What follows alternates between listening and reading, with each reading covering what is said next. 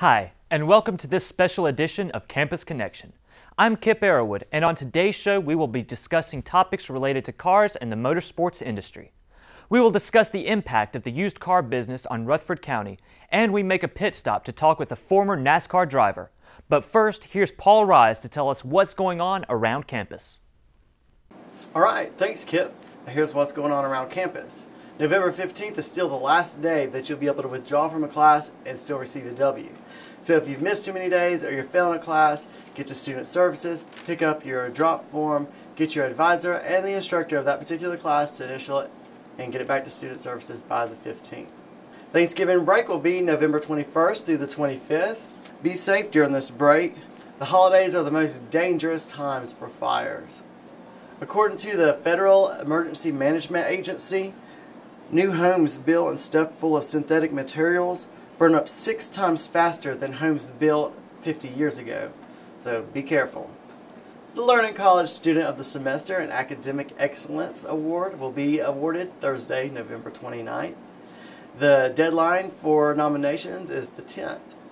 So get those nominations in and good luck. If you're interested in getting your feet wet in the medical field, the Nursing and Surgical Tech program might be a right fit for you. Attend one of several meetings located in the Student Center building. No appointment necessary. Sessions last approximately an hour. For more information, contact the Office of Learning and Support and Retention at 828-395-1436. The last day of the semester is December 14th.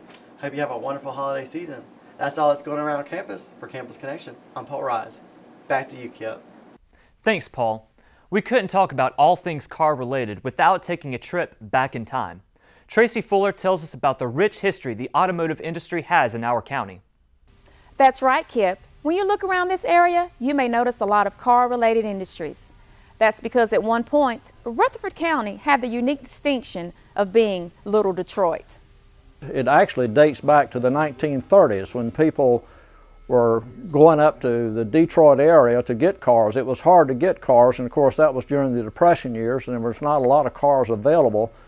And they found that they could get probably pretty good buys on the cars. And at one time, there was at least 165 car dealers in Rutherford County. And they were basically in 3 categories. The retail category, bringing cars down and selling them locally. The wholesale car business, which would entail bringing the cars in, getting them ready for the sales. And then, of course, there was a few new car lots. The used car business really contributed a lot of money into the county. The used car industry created jobs for this county. Jobs in body shops, upholstery and cleanup shops, mechanic shops, and dealers buying and selling cars. It was this economic activities that made a big impact on this county. Through it all, any given year, small business was always the primary mover, the primary economic engine. And that was certainly true in the case of the automotive reworking business. We not only built the ability to restore cars and take them back up north and sell them, but a lot of retail lots, a combination retail wholesale evolved, and people started coming into Rutherford County. So the textiles are gone, but the auto industry remains the same and has a lasting impact on this county. For Campus Connection, I'm Tracy Fuller. If you would like to learn more about the used car industry in Rutherford County, check out the Little Detroit Heritage Museum, located inside Bennett's Classics Antique Auto Museum. While at Bennett's, you can reminisce through the wheels of time of past and present.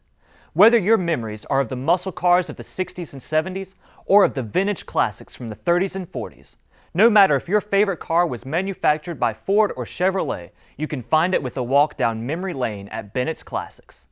Bennett's was created by brothers Buddy and Joe Bennett, who took a lifelong passion of collecting and restoring classic automobiles and capturing a part of history to share with future generations.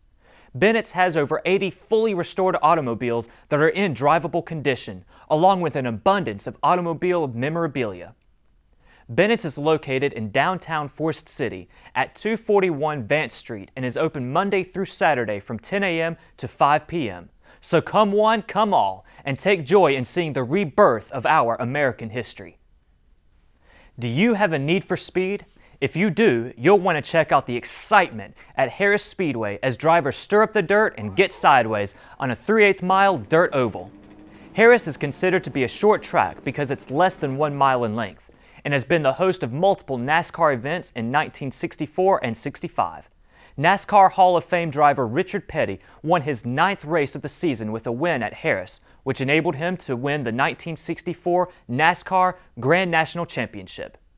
This speedway is one of the oldest racetracks in the county that is still in operation. Local racers come to compete in a variety of classes, from the novice Young Guns division to the pros at the Super Stock class.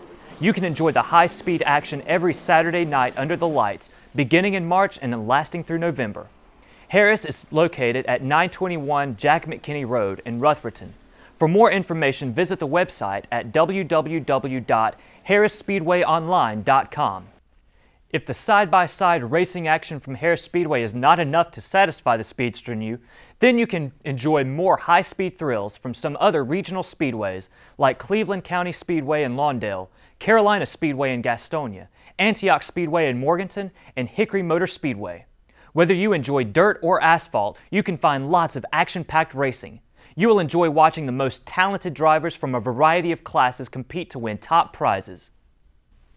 Have you ever wondered what it was like for the NASCAR drivers in the 70s? We had the opportunity to talk with a former driver about his experience in the sport. Hello, my name is Jimmy Means. I'm a retired Winston's Cup race car driver. I drove for almost 20 years. I've been in motorsports for probably 45 years. Moved to Forest City, North Carolina in 1982. It is the best move I made in racing. To be prepared, we had to get closer to the sport, and we chose Rutherford County. It's been a good deal. We've raced in Japan, Australia, Canada, Mexico. Got to see 2 or 3 presidents and had to sit down and have dinner with them, and been to the White House and stuff like that. So you had to put all those in perspective of you know, not necessarily just what you did on the racetrack, but the opportunities that we had that was associated with racing to do other things. We had some good finishes. We were finished 7th at Talladega, lead lap, finished 8th at the Daytona 500, and finished 11th in the points one year, and that was 1 position away from the big sitting at the head table. So I said, well, I'm not going to New York until I finished in the top 10 so I can sit up there with the big dogs. Unfortunately, we never got that high again, but that was a good year. I just remember, you know, racing against the best and beating them. Before you begin your career in auto racing, there are a few important factors you must first consider before you start. Kerry Bodenhammer, president of the UARA Stock Car Racing Series, shares his insight on what it takes to be successful and where to begin in auto racing. To get involved in racing today, I think the best thing to do is find a team and go help hone your skills to get ready to move forward, to go to college. And you know, a lot of these colleges are great, but you need to have an entry level before you get there and understand the mechanics of motorsports and which field you want to be in. You know, you start out, like you say, as a hands-on Saturday night kind of guy, and then, you know, move forward through schools or colleges or whatever. But I think you need to find your niche before you jump out there and say, I'm going to do this. It may not be the side of it you want to be into. You may be surprised to learn that the Associate's or Diploma in Manufacturing and Machining Technology relates very closely with the automotive industry. Scott Brady tells us a little about the program.